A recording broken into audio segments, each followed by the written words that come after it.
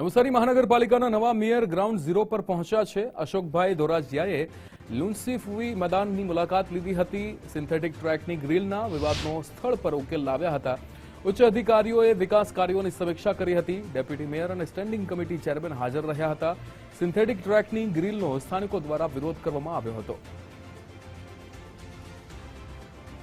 નવા બનેલા સાથે મળીને નિર્ણય કર્યો છે કે રેલિંગને અંદરથી લગાવી, પાળને ખુલ્લી રાખવી અને ભવિષ્યમાં ક્યારેય આજે એટલા માટે નિરીક્ષણ કરવા આવ્યા છે કે તંત્રને પણ કહ્યું છે કે આ જે લુન્સીફવીનું મેદાન છે એ નવસારી શહેરીજનોનું હાર્ટ છે.